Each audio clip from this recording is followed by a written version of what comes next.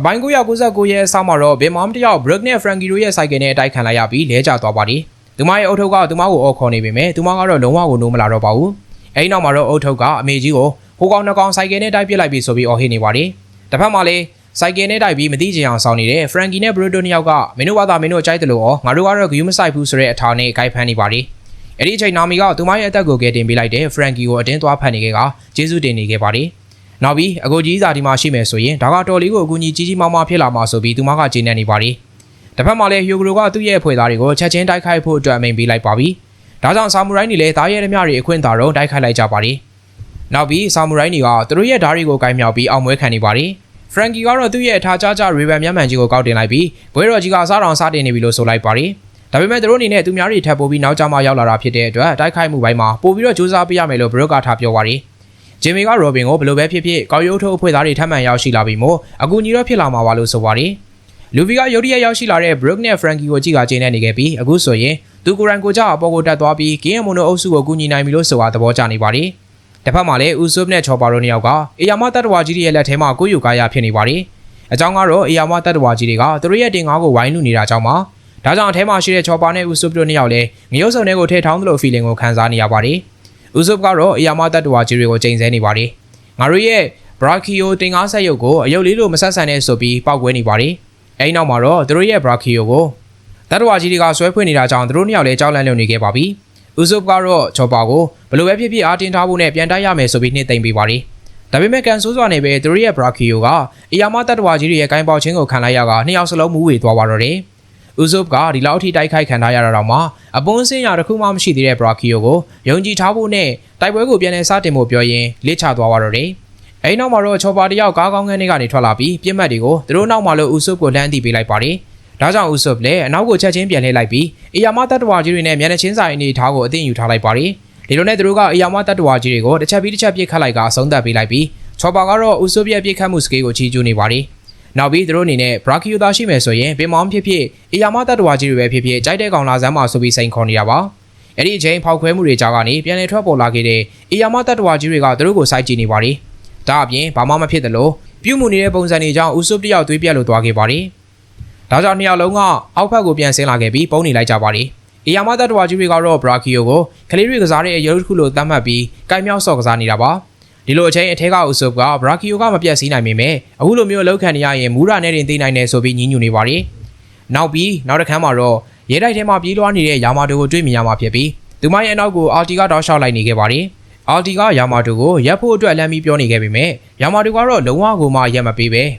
ဂယူလည်းမဆိုင်ဖဲနေပါတယ်။ဒါကြောင့်သူမကယာမာတိုကိုတိုက်ခိုက်လိုက်ကဂိုင်ဒိုစီကိုမင်းကိုခေါ်သွားမယ်လို့ဆိုပြီးကျိန်းဝါလိုက်ပါတယ်။အဲ့ဒီအချိန်ယာမာတိုကသူမအနေနဲ့အချိန်မရှိတော့သလိုဖခင်ဖြစ်သူစီလည်းပြန်လဲသွားဖို့အတွက်အစီအစဉ်မရှိတာကြောင့်လက်လျှော့လိုက်ဆိုပြီးသူကပြောလိုက်ပါတယ်။စကားဆုံးမှာတော့အာတီကိုချက်ချင်းပဲယာမာတိုကသူ့ရဲ့တင်းမုံနဲ့တိုက်ခိုက်ပစ်လိုက်ကအဆုံးသတ်ပေးလိုက်ပါတယ်။နောက်တစ်ခါမှာတော့ပြန်လဲလွတ်မြောက်လာတဲ့မိုမိုနိုဆူကဲကိုရှီနိုကစိတ်ပူတဲ့ပုံစံမျိုးနဲ့ကြည့်နေပါတယ်။မိုမိုနိုဆူကဲကတော့ကလေးပြီးရှီနိုကိုဖက်ခါငုံနေခဲ့ပြီးသူ့အနေနဲ့တေးရမယ်ဆိုရင်တော့မှအဆုံးထိကာကွယ်သွားပါမယ်ဆိုပြီးစိတ်ထဲကနေဂရီတွေပေးနေပါတယ်။ရှီနိုကသူမတို့အနေနဲ့ဒီမှာဆက်ပြီးနေအောင်မယ်ဆိုရင်ရန်သူရဲ့ရှာဖွေတွေးရှိခြင်းကိုခံသွားရနိုင်တာကြောင့်အဆောက်အဦတစ်ခုတည်းကိုဝင်ပြီးပုံနေကြရအောင်ဆိုပြီးမိုမိုနိုဆူကဲကိုအသိပေးပါတယ်။အဲ့ဒီအချိန်ရုတ်တရက်အနောက်ဘက်ကနေယာမာတိုကရောက်ရှိလာခဲ့ကမင်းကကိုဇူကီမိုမိုနိုဆူကဲမလားမင်းစင်မီရာကိုတွေ့ရတာငါဝမ်းသာပါတယ်ဆိုပြီးလမ်းနှုတ်ဆက်လိုက်ပါတယ်။ဒီလိုနဲ့လူဖီကသူ့ဘာရောက်ရှိလာပြီးရှီနိုကိုအဲ့ဒီကောင်မလေးကငါတို့ဘက်ကမို့သူ့ကိုယုံကြည်လို့ရတယ်ဆိုပြီးလမ်းပြောပါတယ်။ဒါအပြင်ဒီကောင်မလေးနဲ့တူတူနေမယ်ဆိုရင်မင်းတို့အသက်အန္တရာယ်ပို့ပြီးတော့လုံခြုံစိတ်ချရတယ်လို့ပြောကအပေါ်ကိုခုန်တက်သွားပါတော့တယ်။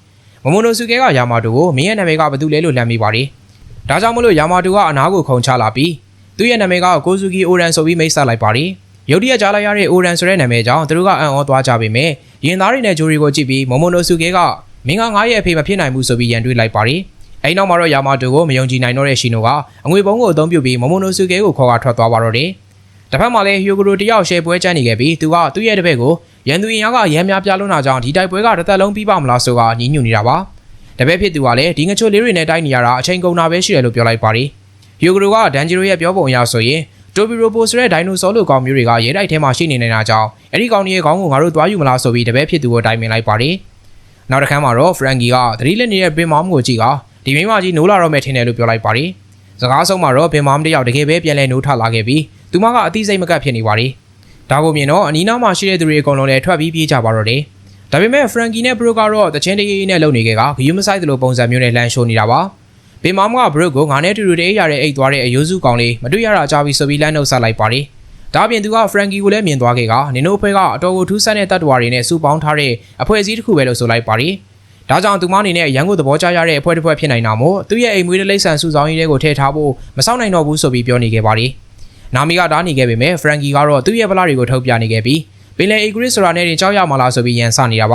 အဲဒီနောက်မှာတော့ Frankie ကသူ့ရဲ့လက်တွေကိုထူးဆန်းတဲ့ပုံစံပြုလုပ်နေခဲ့ပြီးလေးစားရောင်ကြီးတွေပြုလုပ်ဖို့အတွက်ကြိုးစားပါတယ်အဲဒီချိန်ရုတ်တရက်ပွဲကင်းနဲ့အေယာမတတ်တော်ကြီးတွေလည်းရောက်ရှိလာပါတယ်အဆောင်တချို့ကတော့အခုရောက်လာတဲ့တတ်တော်ကြီးတွေက numbers တွေဖြစ်ပြီးဒီကောင်တွေကတောင်းညံလိုက်လို့ရှိရင်အကုန်လုံးရီးရရတွေဖြစ်ကုန်ကြတော့မယ်ဆိုပြီးအော်နေပါတယ်ဘင်မောင်ကတော့ဒီကောင်တွေကိုကြည့်ရတာဂိုင်ရိုရဲ့စီစဉ်တွေကတခုဖြစ်တဲ့ပန်းခါဇက်ကနေမျိုးမောင်မဲခေါ်လာတဲ့ကောင်တွေမလားဆိုပြီးပြောနေပါတယ်အဲ့ဒီအချိန်နာမီကအတိတ်တုန်းကသူမတို့နဲ့ရင်ဆိုင်ခဲ့မှုတဲ့နမ်မာတကောင်အကြောင်းကိုတွေးနေပါတယ်ဒီလိုနဲ့သူမကနမ်မာတကောင်တွေကိုတော့မှအကုန်ဝိုင်းချခဲ့ရတာဆိုပြီးကဲရော့ကိုရင်ဖွင့်လိုက်ပါတယ်တစ်ဖက်မှာလည်း Frankie ကနမ်မာရီလက်ထဲကိုရောက်ရှိနေတဲ့ Brachio ကိုတွေးရှိသွားပြီးချော်ပါနဲ့ဥစုကိုချက်ချင်းကဲတင်ရမယ်ဆိုကဖောက်ခွဲမှုအရာမကြီးကိုပြုလုပ်လိုက်ပါတယ်ဒါပေမဲ့ကန်ဆိုးစွာနေပဲအနောက်ဘက်ကနေဘင်မောင်ကရောက်ရှိလာခဲ့ပြီး Frankie ကိုတိုက်ခိုက်ဖို့အတွက်လုပ်ပါတယ်အဲ့ဒီချိန်ဂျင်မီကသူ့ရဲ့အချုပ်ပညာနဲ့ဘင်မောင်ကိုဆွဲချုပ်ကင်ပေါက်ချလိုက်ကရိုဘင်ကလည်းသူမရဲ့လက်တွေနဲ့အစင်းပိန်းတက်ပေးလိုက်ပါတယ်နောက်တစ်ခါမှာတော့ဆက်သွယ်ရေးဖုန်းကထောက်လာတာကြောင့်ချော်ပါကဥစုကိုသွားနှုတ်နေပါတယ်နောက်ပြီးအပြင်ဘက်မှာလည်း Frankie ကတမ်မနီပင်လယ်ဓမြကြီးကိုပေါင်းဆက်လိုက်ကြရအောင်လို့အထဲကိုလမ်းပြောပါတယ်ဒါကြောင့်ဥစုနဲ့ချော်ပါတို့လည်းမျက်လုံးတွေကတလက်လက်တောက်ပသွားကပျော်ရွှင်သွားပါတယ်အဲ့ဒီချိန်တစ်ဖက်မှာလည်းလူဖီကအပေါ်ကိုမော့ကြည့်ရင်ကင်းရမုံကိုသူ့ကိုစောင့်နေဖို့အတွက်လမ်းပြောနေခဲ့ကဇလန်လေးကလည်းဒီမာရီမဲတခန်းရက်လို့သွားခဲ့ပြန်ပါတယ်အပိုင်းတစ်ထောင်ရဲ့အဆောက်မှာတော့ရေတိုက်ပေါ်ကနေလိမ့်ချလာတဲ့ပင်မောင်းကိုမြင်ပြီးပေရိုစပယ်ရိုတယောက်ဒါကသူ့အမေပဲလို့မာရိုကိုကိုလမ်းပြောပါတယ်တစ်ဖက်မှာလည်းဖမ်းခံထားရတဲ့ဆာဆာကီကိုသူ့ရဲ့လောက်ငယ်သားအချို့ကလာလွတ်ပေးနေကြကဆာဆာကီကတော့သူ့ရဲ့အချစ်ဆုံးတငယ်ချင်းကီယိုရှိရိုယူလောက်တာခံလိုက်ရတယ်ဆိုပြီးရင်ဖွင့်နေပါတယ်အဲဒီနောက်မှာတော့သူကအရက်ပလင်းကိုမောချလိုက်ကအထဲမှာဘာတွေဖြစ်ကုန်တာလဲဆိုပြီးမင်းနေပါတယ်ဒါကြောင့်တပည့်တွေကစောနာတော့ကပင်မောင်းတယောက်စိတ်လွတ်ပြီးလူဖီစရဲကောင်ကိုဓာတ်နဲ့လိုက်ခုတ်ရကနေအခုလိုပေါက်ကွဲမှုကြီးဖြစ်သွားခဲ့တာလို့ဆိုပါတယ်ဒါကိုကျတော့ဆာဆာကီတယောက်လန့်သွားခဲ့ပြီးတစ်ဆက်ထဲမှာပဲသူကအဲ့ဒီပေါက်ကွဲမှုကြောင့်ပဲဖမ်းချုပ်ခံထားရတဲ့အရာတွေကလွတ်မြောက်သွားခဲ့တာပဲလို့ပြန်ပြောလိုက်ပါတယ်ဒါပေမဲ့အခုချိန်ထိသူ့အနေနဲ့ကီယိုရှိရိုကအိုရန်ရဲ့ဆက်ခံသူတွေကတယောက်ဆိုတာကိုမယုံနိုင်သေးဘူးလို့ဆိုပါတယ်ဝါနုတိုင်းမြေရဲ့သမိုင်းကိုစိတ်ဝင်စားပေမဲ့သူ့ကိုသစ္စာဖောက်ခဲ့တဲ့အတွက်တော့အကြီးအကျယ်ပြန်ပေးဆက်ရမယ်လို့ဆိုတာဒေါသထွက်နေတာပါနောက်တစ်ခါမှာတော့တစ်ဖက်နဲ့တစ်ဖက်အပြင်းထန်တိုက်ပွဲဝင်နေကြတဲ့အာကာဇာယာ9အဖွဲ့သားတွေနဲ့ Animal Pirates တွေကိုမြင်တွေ့ရမှာဖြစ်ပါတယ်သူတို့တွေကတအူးနဲ့တအူးအနိုင်မခံအရှုံးမပေးကြတဲ့အပြင်ဘွဲကလည်းအတော်လေးကိုအထွတ်ထိပ်ကိုရောက်ရှိနေခဲ့တာပါတစ်ဖက်မှာလည်းဂျက်ကမင်းတွေကိုတတ်ကြဆိုပြီးအမိန်ပေးနေသလိုရှီရှီလီယန်ကလည်းသူတို့ရဲ့ခိုင်မာတဲ့စိတ်ဆွမ်းရည်နဲ့ရအောင်တားဆီးမယ်ဆိုတာကျင်းဝါနေပါတယ်အဲဒီနောက်မှာတော့သူကဂျက်ကိုလျှက်စစ်တွေနဲ့တိုက်ခိုက်လိုက်ပြီးဂျက်ကလည်းသူ့ရဲ့အရာမနှောင်မောင်းကြီးနဲ့ပြန်လည်ခုခံလိုက်ပါတယ်အစမတန်အားပြင်းလို့နဲ့ရိုက်ချက်ကြောင့်မင်းတချို့လေးပေါ်ကိုမြောက်တက်သွားခဲ့ကကင်းရမုံတို့အရှိကိုပြုတ်ကျလာပါတယ်ကင်းရမုံကတော့အခုလိုမျိုးအနေအထားထိသူတို့အတွက်တိုက်ခိုက်ပေးနေခဲ့တဲ့မင်းတွေကိုကျေးဇူးတင်ကြောင်းပြောနေခဲ့ကဂျန်တဲ့ကိစ္စတွေကိုလည်းသူတို့ပဲတာဝန်ယူလိုက်တော့ဆိုပြီးပြောနေပါတယ်အဲ့ဒီအချိန်ဒေါ်စတုန်းနဲ့ကပ်ပိုက်ပါကရောက်ရှိလာခဲ့ပြီးကင်းရမုံကိုမင်းအနေနဲ့ပတ်သက်လာတဲ့ကိစ္စတွေအကုန်လုံးကိုသူတို့ကင်တွယ်ခွင့်ပေးဖို့အတွက်တောင်းဆိုလိုက်ပါတယ်အဲ့ဒီနောက်မှာတော့ဒေါ်စတုန်းနဲ့ကပ်ပိုက်ပါကသူတို့ရဲ့ပုံစံတွေကိုအစင်းမြင့်ဆူလောင်းပုံစံအသွင်ကိုပြောင်းလဲပြလိုက်ပြီးဖောက်ခွဲမှုကြီးတစ်ခုကိုပြုလုပ်လိုက်ပါတယ်တစ်ဖက်မှာလည်းခါရိုင်းနဲ့မတူတဲ့ပြောင်းလဲသွားတဲ့ပုံစံတွေကြောင့်ဂျက်တယောက်စိတ်လှုပ်ရှားသွားခဲ့ကသူကတိချခဲ့ခန့်နေပါတယ်ဒီလိုနဲ့မျက်စိတမိတ်လေးတွင်မှာရင်ကပ်ပိုက်ပါနဲ့ဒေါ်စတုန်းကအလင်းရဲ့အချိန်လုံးနဲ့ရောက်ရှိလာခဲ့ကဂျက်တယောက်အတိုက်ခိုက်ခံလိုက်ရပါတယ်နောက်တစ်ခါမှာတော့ရာဘာလက်တန်ရှေ့ကြီးကိုအသုံးပြီးထွက်ပြေးဖို့လုပ်နေတဲ့လူဖီကိုတားရဲသမားတွေကဝိုင်းပြီးတော့ဖမ်းနေပါတယ်ဒါပေမဲ့လူဖီကရန်ကိုလင်းမြန်လွန်နေတာကြောင့်လုံးဝဖမ်းမရခဲ့ပါဘူးအဲ့ဒီအချိန်တဖြည်းဖြည်းအပေါ်ကိုရောက်ရှိလာပြီဖြစ်တဲ့လူဖီကခေါင်းငင်ကိုလမ်းမြင်နေရပြီဖြစ်တာကြောင့်သူကချိန်နဲ့နေပါတယ်အဲ့ဒီအချိန်ကွင်းကလူဖီကိုတွေးလိုက်ရတဲ့အပြင်တစ်ဆက်ထဲမှာပဲဇိုရိုပါရောက်ရှိလာတာကြောင့်မျက်လုံးတွေပြူနေပါပြီဇိုရိုကလူဖီကိုသူ့ကိုပါတခါတည်းအပေါ်ဘက်ကိုခေါ်ဆောင်သွားဖို့အတွက်တောင်းဆိုနေပါတယ်ဒါကြောင့်လူဖီလည်းဇိုရိုကိုသူ့ရဲ့ခြေထောက်ကိုလမ်းဆွဲလိုက်ပြီးအပေါ်ဘက်ကိုလိုက်ခဲဖို့အတွက်ကြံပေးလိုက်ပါတယ်အဲဒီနောက်မှာတော့နှစ်ယောက်သားအပေါ်ဘက်ကိုခုန်တက်သွားခဲ့ကြပြီးဂင်းရမုံရောဂိုင်တို့ရောအပေါ်ဘက်မှာလို့လူဖီကပြောနေခဲ့ပါတယ်အဲ့ဒီအချိန်ရုတ်တရက်ကွင်းရဲ့ဖန်စီခြင်းကိုခံလိုက်ရကကင်းတို့အဖွဲ့ကပါထပ်မံရောက်ရှိလာပါတယ်တစ်ဆက်တည်းမှာပဲနှစ်ယောက်လုံးကကွင်းရဲ့ဂိုင်ပေါခြင်းကိုခံလိုက်ရပြီးအောက်ကိုပြန်လည်ပြုတ်ကျလာပါတယ်ဒါပေမဲ့ကံကောင်းစွာနဲ့ပဲအောက်ဖက်မှာအသင်းဆောင်နေတဲ့ Frankie ကလူဖီကိုကာကွယ်ပေးဖို့အတွက်ဆုံးဖြတ်လိုက်ပြီးသူက General Frankie ပုံစံကိုပေါင်းစပ်ဖို့အတွက်အမိန့်ပေးလိုက်ပါတယ်အဲဒီနောက်မှာတော့ချော်ပါဦးဆုပ်နဲ့ Frankie ကပေါင်းစပ်မှုကိုစတင်ပြီးဆက်ရုပ်ဖြစ်ခံနေလေးမှာတော့ Frankie ကသူတို့နှစ်ယောက်ကိုကန်ထုတ်ပစ်လိုက်ပါတယ်အကြောင်းကတော့အခုပေါင်းစပ်မဲ့ဆက်ရုပ်ရဲ့နေရာကထိုင်ကုန်တစ်ခုတည်းရှိနေခဲ့လို့ပါဒီလိုနဲ့ဆက်ရုပ်ထဲကနေပြန်ထွက်ကြလာခဲ့တဲ့ချော်ပါနဲ့ဦးဆုပ်ကိုဆာမူရိုင်းတချို့ကလမ်းကြည့်နေခဲ့ကြပြီးအစဉ်ပြေလာလို့မင်းနေပါတယ်နောက်ပြီးသူတို့အတွက် Pleasure Home မှာတော့ကနေနာခံပြီးသွားတာအတွက်ကျေးဇူးတင်တယ်လို့ဆိုပါတယ်အဲ့ဒီချိန်တစ်ဖက်မှာလည်း Frankie ကသူ့ရဲ့မဟာပေါင်းစပ်မှုကြီးကိုအဆုံးသတ်လိုက်ပြီး General Frankie ဖြစ်ကြောင်းကြေညာလိုက်ပါတယ် ဆာမူရိုင်းချိုကတော့ရုတ်တရက်သူတို့ရှိပေါ်လာတဲ့ဖရန်ကီကိုစက်နဲ့ပြုတ်လုထားတဲ့စစ်သားကြီးလားလို့ဆိုကအံ့ဩနေတာပါနောက်ပြီးမြင့်မြတ်တဲ့ဒိုင်ချင်းနဲ့ဖျားလို့ဆိုကဝိုင်းမိရှင်ခိုးကြပါတယ်တစ်ဆက်တည်းမှာပဲဖရန်ကီကသူ့ဝမ်းမိုက်ထဲကအမြောက်ကိုအသုံးပြုပြီးနမ်မာတွေကတကောင်ကိုတိုက်ခတ်လိုက်ပါတယ်ဒီလိုနဲ့လဲကျသွားတဲ့နမ်မာတကောင်ကိုကြည့်ကဖရန်ကီကသူ့ရဲ့ကိုယ်ပိုင်အမှတ်သားဖြစ်တဲ့စူပါဆိုတဲ့စကားလုံးကိုအကျယ်ကြီးထောက်အောင်လိုက်ပါတယ်တစ်ဖက်မှာလည်းဒါကိုမြင်လိုက်ရတဲ့တပ်သားတချို့ကဂျာကီတကောင်တော့အကျုံးခံလိုက်ရပြီဆိုကကြောက်လန့်နေကြပါတယ်ဒါကြောင့်သူတို့လည်းအကျုံးမခံရအောင်ထွက်သွားဖို့အတွက်ဆုံးဖြတ်ကြပါတယ်အဲ့ဒီအချိန်ဘီနာကအုပ်ပုံတွေကနေစန်ဂျီတယောက်ရုတ်တရက်ထွက်လာခဲ့ကသူကမမိုနိုစုကဲပဲမှလဲဆိုပြီးမင်းနေပါတယ်တကယ်တော့စန်ဂျီကကင်းရဲ့လက်ချက်နဲ့တေးမလို့ဖြစ်သွားခဲ့တာပါဒါပေမဲ့လည်းသူဝစ်စင်ထားတဲ့ဂျာရမန်ဝစ်ဆုံရဲ့အစွမ်းကြောင့်တီဗီကနေတီတီလေးလွတ်သွားခဲ့ပါတယ်တစ်ဖက်မှာလည်းအဆက်မပြတ်ဝင်ရောက်လာနေတဲ့တားရဲသမားတွေကြောင့်ဟီယိုဂရိုတို့ဖွဲ့သားတွေကစိတ်ရှုပ်နေကြပါတယ်သူတို့ကဂျာကီကဒီလိုမျိုးခံလာရပေမဲ့ဂိုကီနဲ့ဂျူကီရှိနေသေးတယ်လို့ဆိုကလောက်နေကြပါတယ်အဲ့ဒီချိန်ဟီယိုဂရိုကသူ့ရဲ့လူတွေကိုအသိမြင်ခိုင်းထားလိုက်ပြီးရန်သူတွေကငါတို့ရှိမှာပဲဆိုကအသိပေးလိုက်ပါတယ်ဒီလိုနဲ့ရုတ်တရက်အနောက်ဘက်ကနေလူဖီကဝင်ရောက်လာပြီးဂီယာစကန်ကိုအသုံးပြုကရန်သူတွေကိုတိုက်ခတ်လိုက်ပါတယ်တစ်ဖက်မှာလည်းဇိုရိုတယောက်တားရဲသမားတွေကြားထဲကိုပြေးဝင်သွားခဲ့ပြီးဝန်ဆွတ်စတိုင်ကိုအသုံးပြုလိုက်ပါတယ်ဒီလိုနဲ့နီဂက်တိုက်ခိုက်မှုတွေကိုမြင်လိုက်ရတဲ့ဥဆုပ်ကသူတို့လည်းမူလားလက်ဟောင်းတိုက်ကွက်တွေကိုအသုံးပြုပြီးတိုက်ခိုက်ကြမယ်လို့ဆိုကချောပါကိုလမ်းပြောလိုက်ပါတယ်စကားဆုံးမှာတော့ဥဆုပ်ကသူ့ရဲ့ငယ်ဘွားတော်ကအသုံးပြုခဲ့မှုတဲ့ Green Star ကိုအသုံးပြုပြီးရန်သူတွေကိုဖောက်ခွဲပစ်လိုက်ပါတယ်ချောပါကလည်းအားကြမခံသူ့ရဲ့အထူးကွန်ဖူတိုက်ကွက်တွေနဲ့တားရဲသမားတွေကိုအမောက်သိမ်းနေခဲ့တာပါရောဘင်ကတော့ထုံးစံတိုင်းသူ့ရဲ့အရာမ6ထောက်ကြီးကိုစင်ခေါ်ပြီးရန်သူတွေကိုအဆက်မပြတ်ဖိနှင်းချပစ်လိုက်ပါတယ်တစ်ဖက်မှာလည်းတားရဲသမားတွေကဘရုတ်ကိုဝိုင်းပြီးတိုက်ခိုက်ဖို့အတွက်ကြံစီခဲ့ပေမဲ့ဘရုတ်တယောက်မြင်ကွင်းကနေရုတ်တရက်ပျောက်ကွယ်သွားခဲ့ကတစ်ဖက်မှာပြန်ပေါ်လာပါတယ်တကယ်တော့ဒီအစွမ်းကဘရုတ်ရဲ့ North Slash တိုက်ကွက်ဖြစ်ပြီးသူကမင်းတို့တွေအပိုင်းခံလာရပြီလို့ဆိုပါတယ်ဒီလိုနဲ့သူ့ရဲ့ဓာတ်ကိုဒိုင်အိမ်ထဲကိုပြန်ရုပ်သိမ်းလိုက်ချိန်မှာတော့ရန်သူတွေအားလုံးလည်းအပိုင်းပိုင်းပြတ်ပြီးတေဆုံးကုန်ကြပါတယ်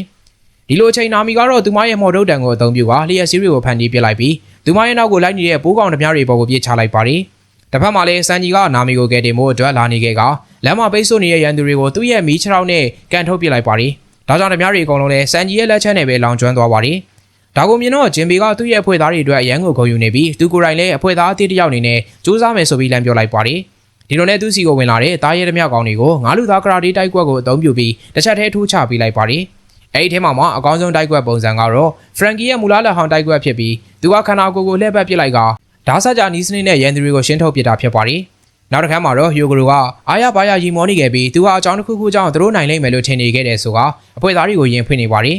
ဒါကြောင့်အဖွဲ့သားတွေကလည်းသူတို့လည်းအဲ့လိုခံစားနေရကြောင်းပြန်ပြောပါတယ်အဲ့ဒီအချိန်လူဖီကတော့သူ့အနေနဲ့အပေါ်ဘက်ကိုခုန်တက်ဖို့အတွက်ရန်ကိုလွယ်ကူတယ်လို့ထင်ထားပေမဲ့တကယ်တမ်းတော့ဒါကမလွယ်ကူတဲ့အကြောင်းသူကပြောလိုက်ပါတယ်ဒါကိုကြတော့ဇိုရိုကအပေါ်ကိုရအောင်တက်နိုင်ဖို့အတွက်သူတို့ကူညီပေးမယ်လို့ဆိုပါတယ်အဲ့ဒီနောက်မှာတော့ဆန်ဂျီရောဘင်ဥဆုပ်ချောပါဖရန်ကီဘရုတ်နဲ့ဂျင်မီတို့ကပါရောက်ရှိလာကခေါင်းဆောင်အတွက်ကျွန်တော်တို့လမ်းရှင်းပေးမယ်ဆိုပြီးလူဖီကိုဝိုင်းအားပေးလိုက်ကြပါတယ်ဒါကြောင့်လူဖီလည်းအားတက်သွားခဲ့ကမဟာမိတ်တပ်သားတွေကိုအောက်ဘက်မှာရှိသမျှရန်သူတွေအားလုံးကိုမင်းတို့လက်ထဲအပ်ခဲ့မယ်ဆိုပြီးအမိန့်ပေးလိုက်ပါတယ်ဒီလိုနဲ့နောက်ဆုံးမှာတော့လူဖီကကိုင်ရိုရဲ့ဦးခေါင်းကိုသူကိုယ်တိုင်သွားယူတော့မယ်လို့ကြွေးကြော်လိုက်ရင်ဇလန်လီကလည်းဒီမာရီမဲတခန်းရက်လို့သွားခဲ့ပြန်ပါတယ်